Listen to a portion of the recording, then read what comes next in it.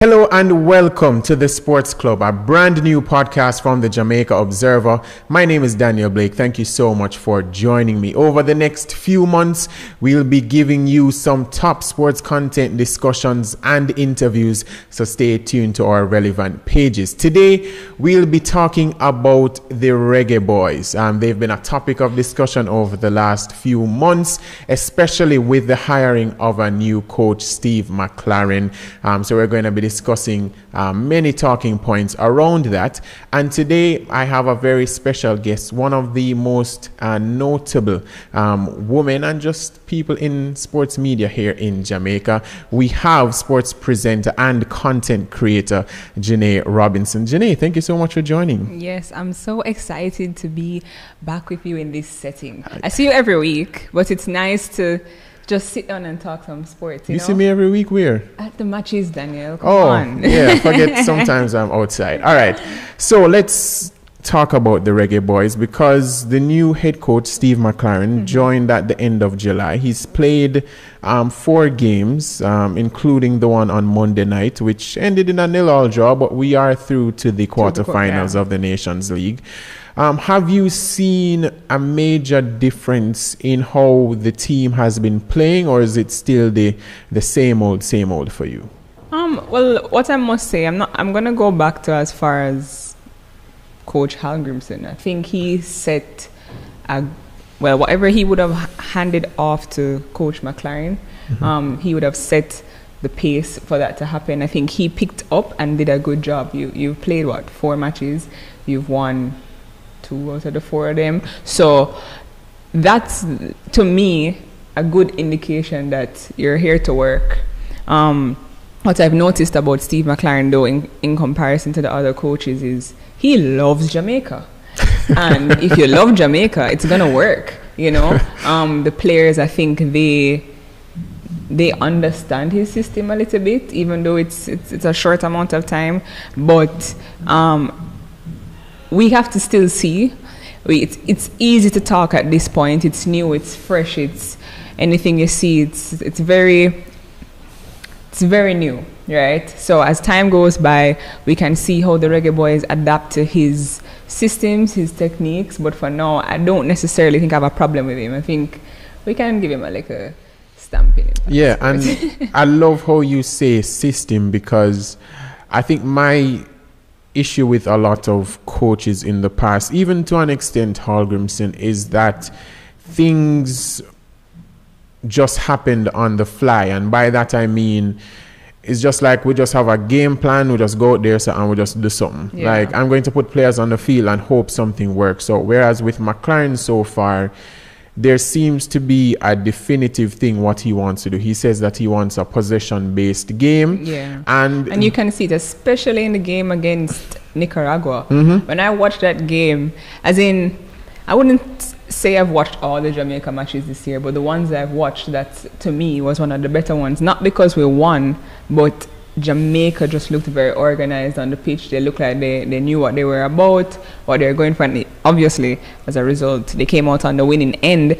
But you can just see that there's a different mojo with the Reggae Boys. Mojo is a good word, and usually that happens when you have a coaching change, because you have fresh ideas. But not necessarily, though, Daniel. I mean, depending on the coach. Yeah, but usually there is, the cliche new coach bounce. So somebody else comes in and gives you a whole new information. So for example, if you were a vegetarian your whole life and somebody introduces you to jerk pork, it's just like, wow. But then after a while, you might get allergic to red meat. So I think that's been the case with a lot of our coaches in the past, is, oh yeah, it's fresh ideas and everything, but after a while things kind of get sour. So I think that's what McLaren would have to get right. Yeah. Right. The consistency of the Reggae Boys. And let's talk about off the pitch results of as a result of Steve McLaren being the head coach. There is a lot more people willing to come out of their house and watch the Reggae Boys, regardless of if they're winning or losing. And the same goes for who's tuning in. There are a lot more people that are just even interested in watching the match. No, that is the whole system of the Reggae Boys would have had to change for that to even be the case, you know. So I think he would have to get consistency right for us to say, all right, we have hope. We can put our trust or more trust in the Reggae Boys to, you know, go to the lengths that we know they can. Yeah, and I love that you brought up that, because last month when we played Cuba at the National Stadium, I remember seeing like so many people at the start of the match, because you know Jamaicans are always late. And by halftime, like the stadium looked three-quarter full. I was just like, I was what? outside. I came inside when the whistle started for second half because I was in the traffic for the whole of the first half, right? No, as in they've improved on their logistics outside, which makes a lot more people flow into the stadium. But that was such a good indication that football is on an uprising. It felt like champs, like I was going to champs. I wouldn't go that far, but I do understand what you're saying. Yeah. And I think that is also something that McLaren will have to manage, is that we are more expectant than ever before about getting to the World Cup, which is why I kind of like how he's been approaching things. It's like, I want to play this way, but at the end of the day, we need to do this better. Like even after the match last night, he was saying, look, we made a lot of mistakes. We didn't look that great, but this is just a process. I feel like other coaches in the past would have been like, we looked good here and there. It. He's pretty honest about what he's saying, and I think that is what will make him work, especially with Jamaican people and with those Reggae Boys. Remember, we're not just talking about players that are not exposed. You know, these guys are exposed to systems, all sorts of systems all over the world, different people, and they coming to represent them country now. They need somebody that's going to represent them well, and I think Stephen McLaren understands. So far from what I can see, I think he has knowledge of football. He understands the space he's in. And I think he took some time to kind of learn how to merge his ideas with the reality that is in front of him, right? As in, I guess we'll talk about the match a little bit later. But last night, even though we didn't win, I must give him his props. The Reggae Boys looks like a team again.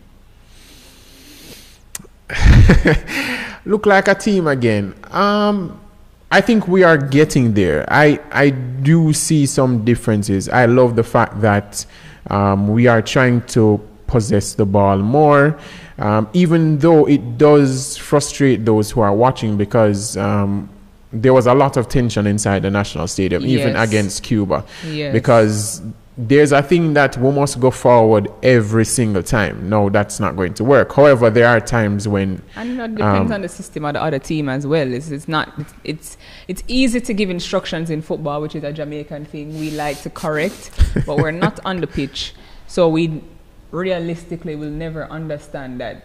Me as a midfielder, right now it probably don't make sense to go forward because there's so many people marking me. Probably I need to go back, regroup myself, come again, you know. So those things vary, I guess, based on, you know. Yeah, and I'm going to say something because we're going to sort of move into this discussion. Last night I was watching and I was saying this was a game where Leon Bailey would have made things a lot easier, because when you think about Cephas's impact when he came off the bench, I was just imagine if we had Leon out there on that right side. But you know, I'm gonna be, I don't know if this is what you call devil's advocate. As much as it would be really nice to see Leon play on the pitch, I'm glad that our young attackers are getting the experience. True. Why I say that? Leon will always be Leon. He's a cut above the rest, and we have to give him his props for that. Put that aside. But when we look at the new crop of players that are coming up, Jamaica cannot expect to get better if you don't put these players in a position to work on their craft. So yes, Leon is good. But Leon can be even better if he has the support of 2 attackers that are good. You get what I'm saying? So the practice, and I agree with you. It would have been a different show, theatrics. It would have just been a different vibe. I think Leon brings a charisma to the game that a lot of players, well, most of them don't. But I must say, I don't necessarily have a problem with the fact that he's not there, because if or when Leon decides to return, one, I think he will return to a better team, which will make him play a little bit better. Well, not a little bit, but he would play better as a result of that. And I don't think these things are necessary. I don't look at it as a necessarily bad thing, right? I think if he wants to rest, if he wants to take a bit of time away, and he's a trailblazer for Jamaica, so he's not going nowhere right now. He's 27. Yeah. He's young. Yeah. Younger than me. So one of the talking points around Leon, he was supposed to come back in September, but he got injured when he was playing for Aston Villa against Leicester. And then before he got called up again this time around, he got a hamstring. Apparently he had strained that hamstring again against Bayern Munich. And then Steve McLaren said he didn't call him up. And to be clear, Steve McLaren said it was a precaution why he wasn't called up.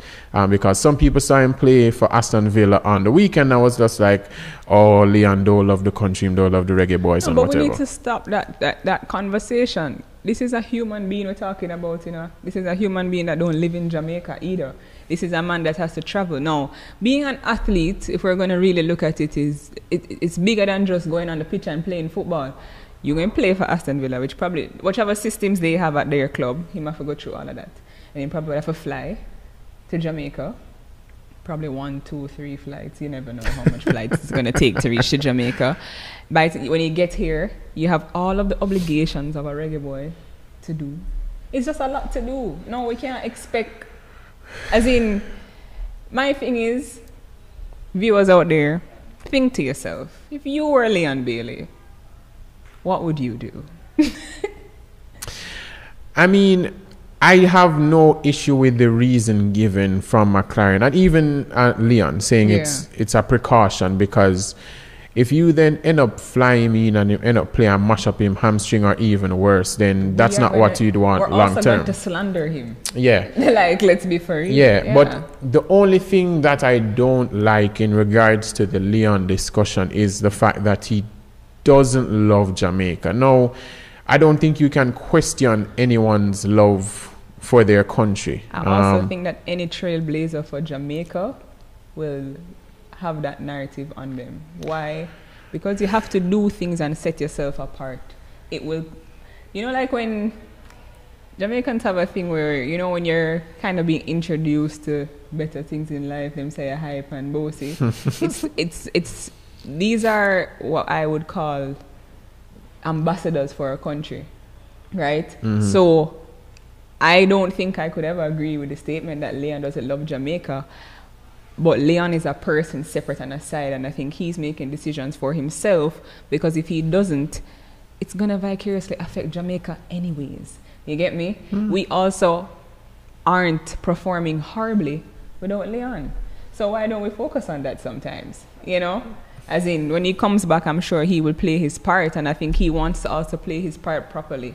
I don't think it's nice to hear the narrative that every time you go on the pitch, people saying this and that about it. You get me? So I agree with you. That's not a nice narrative to hear for any ambassador of the country. Yeah, I mean, I think that because of things that have happened in the past, before he made his debut for the Reggae Boys, the narrative that was around that apparently Kyle had to play, that was a demand or whatever, and he eventually came and played regardless of Kyle making it.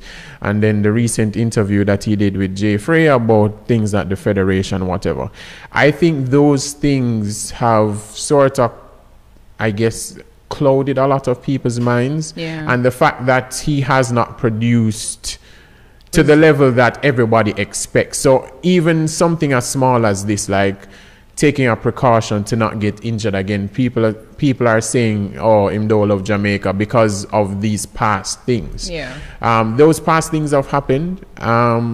Do I agree with some of those things that happened in the past? Not all of them. Yeah. But I think we are at a stage where Leon is producing at an English Premier League club. He's still one of our best players. So I wouldn't necessarily try to shun him or try to discredit him. Because I think he's... Yeah.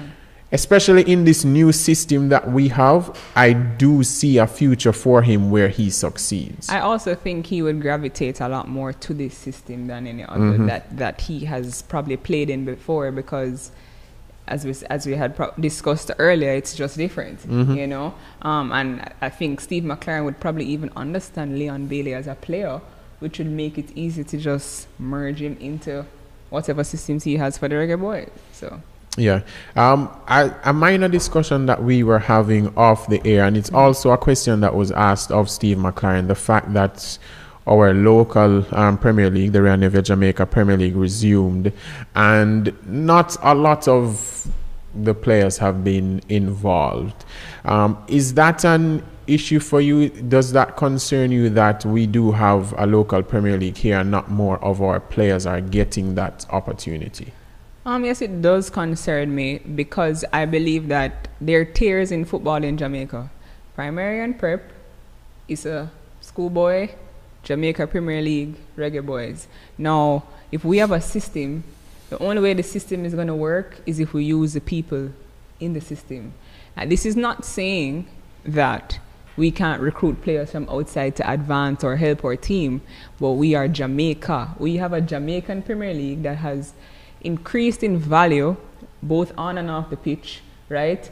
I believe there's a lot more players who have got experience and exposure, which is what you would lack from the Jamaica Premier League, you know, whether it's traveling experience, whatever the case may be. I do think playing time is something I'd want for them. It's going to help the local product as well, right? Just because, even if let's look for example at Shaquan Davis. He plays for Mount Pleasant Academy. He's a goalkeeper for the Reggae Boys, or is called for duty or in the squad whenever they pick the squad. Now, him as a person, I believe, with the exposure to the Reggae Boys, is just a bit different. You get me? Than the average Premier League player. It's just a different aura. Now, that's a standard we want to create in the island. Because when you create that standard in the island, holistically, the Reggae Boys is going to improve. You're going to actually have homegrown talent coming through the systems, which is why people love Magee. Right? Because Magee came through the systems and now he's representing the country. That, you know, so I believe the Jamaica Premier League players should get a little bit more time on the pitch. I understand that we have objectives that we're trying to meet. And I'm not saying send out all of the boys on the pitch. I'm just saying we should, for instance, Cephas, he's one of the products of the Jamaica Premier League. That's what we want to see. Small integrations of these players, because that's who we are. It don't make sense we act like somebody that we're not. Let's use our talent and help others to grow. Yeah, on that, I think in the past, for example, under Winfred Schaefer, I think at the time, only Alan Otti was the only Premier League player who was part of the squad. It was just mainly foreign-based players. The thing that I appreciate about this is that we are calling up better quality UK-based players. So we're not just calling them up for the fact, say, them play in England. These are players who are proving. But I love the fact that I'm seeing somebody even like Jason Anglin, who got some minutes on Monday. You know, Shaquan, even though he hasn't been playing, he has been consistently learning from somebody like Andre Blake. Richard King has been part of the squad. So I think the more... There's growth in the amount of players who have made the squad, which I must commend, you know, Reggae Boys and their administration for, because that is inclusivity. Even if they don't get to play, they're experiencing it and they're getting exposure to realities that they probably would have never got. So yes, in that respect. But as we had discussed earlier, when consistency comes into play and Stephen McLaren has his system, it would be nice, one, to come into the local league, just feel it out, see how it is, right? And then sit down, assess, and think, how can I, integrate some of these players into my system? And this is not to discredit the UK players that we recruit, because they're good in their right, with all respect. But we want to get to a stage where there are more Jamaicans representing Jamaica. Yeah, in less than a minute, are you at this point more confident that we will make the next World Cup? That laugh sounds a little... I think we'll have to check me in the next episode for that answer. But I'll leave a comma right there. Not a full comma. Yes, we'll come back to that. It's too early for me to say that. As in, I think any Jamaican would want to go to the World Cup. I think it would be a great accomplishment for Jamaica in the modern day, right? Switching a narrative as well. But we need to do some work. Mm-hmm. And that's where I leave it for right now. We have some work to do. And from that work, I guess, if we have a sequel to this episode, we can see where the Reggae Boys are at that time, and then evaluate. Do they look like they have the likeliness to advance to the World Cup? It would be nice, but let's see. They have some work to do. Yeah. Unfortunately, we have to put a full stop in this. But Janae, thank you so much for joining me today. Daniel. This has been the Sports Club here on the Jamaica Observer's channels. Please ensure to stay tuned, as we have many more episodes to come. Thank you so much for watching, and we'll see you next time. Thank you.